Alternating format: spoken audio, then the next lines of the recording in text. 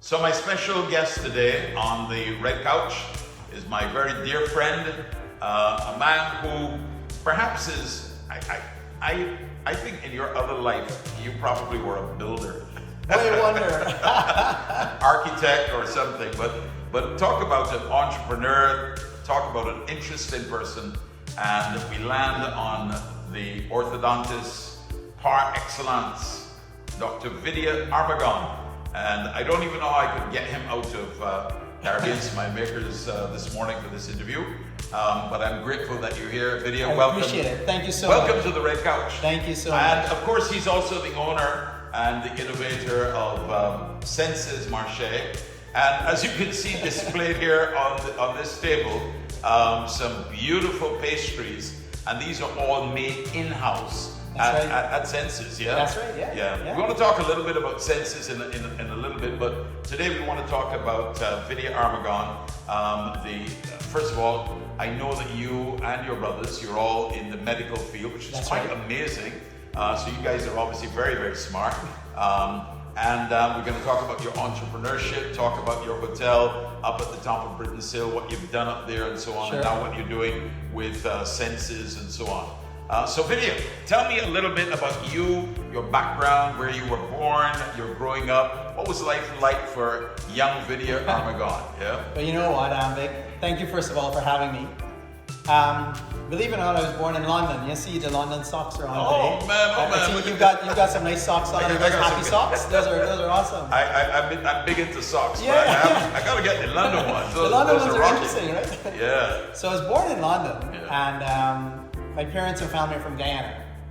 So I spent 2 weeks in London and moved back to Guyana.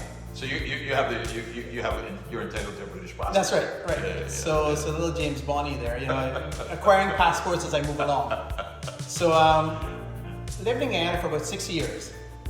Phenomenal growing up. We really, I think like most of us, we didn't have a lot growing up.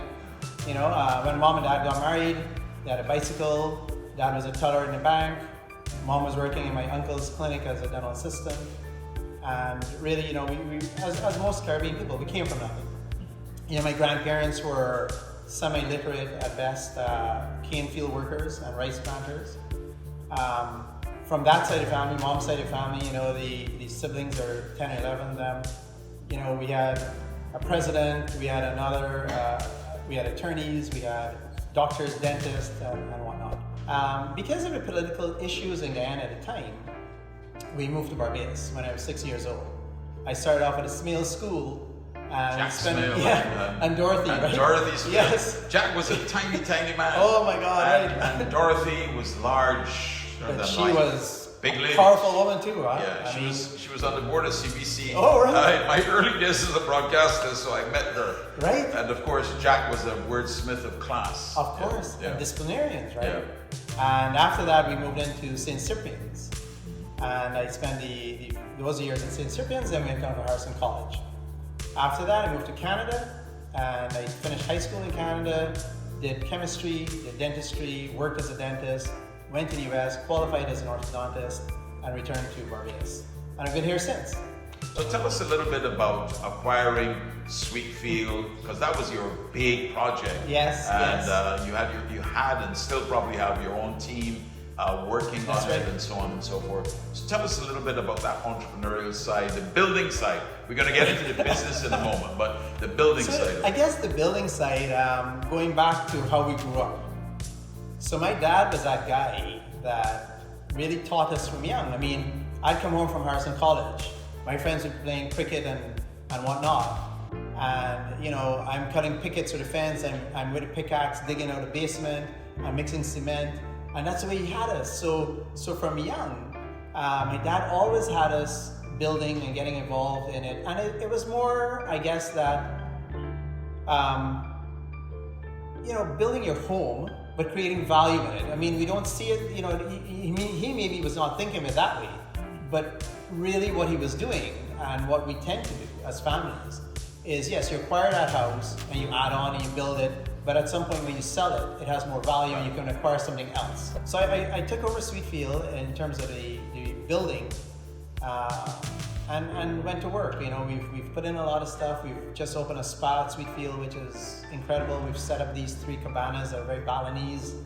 We've created a deck there that overlooks the whole southern coast. What a view of the gorgeous view of the whole Hilton and the coast thing there. Yeah. Of course, All Year's Night is phenomenal with all the fireworks. You can see everything from yacht club to Hilton. Yeah. And I enjoy it thoroughly. Built out the whole Pavao restaurant, added in rooms at the hotel, so now it's got 10 rooms. So it's a lovely boutique property, and I really do say I enjoy it thoroughly. So that's your entrepreneurial side. Yes, yeah. And of course, Pavao, you've got the peacocks. Of course. So Pavao is Portuguese for peacocks. So we acquired peacocks years ago, and they've just been breeding, and I have them free ranging. So you can see them walking through Brennan's Hill now. They're gorgeous, lovely to see. So we named the restaurant Pavao, which is Portuguese for peacock. But now you walk into Senses, and it's the first marché concept in the Caribbean. So tell us about what is marché? Explain. So marché is sort of like a cafe on steroids. Yeah. So when you come into Senses Marché, we have our own baker, our own patisserie. Here's the evidence right here on this table. Right. That's going to disappear in a while. It's not going to remain there. Right. I want to assure the viewers. Sorry, y'all can't participate. And that's real. That's not waxed images as we do No, for those are photography. real. Those are real. That's edible stuff. Yeah. But we have our own baker. We have our own patisserie chef. We have our own. We make our own gelatos. We have our own chefs. We have our own forno, Italian pizza ovens. We have our own rotisserie ovens from France. So I mean, it's all this stuff rolled into one. And so really the idea is you should be able to come there and get just about anything you want. From strange products you've never seen before in Barbados. So we bring in products from Canada and America, juices and balsamic vinegars and all sorts of stuff. But it really was just to create that atmosphere and really give Barbadians a place that they could come to and have a variety, have a choice. The menu changes daily. So what you get today is not available tomorrow. It's a different menu. We've gone through now almost 2 years. We're not far from 2 years of COVID. What is your view?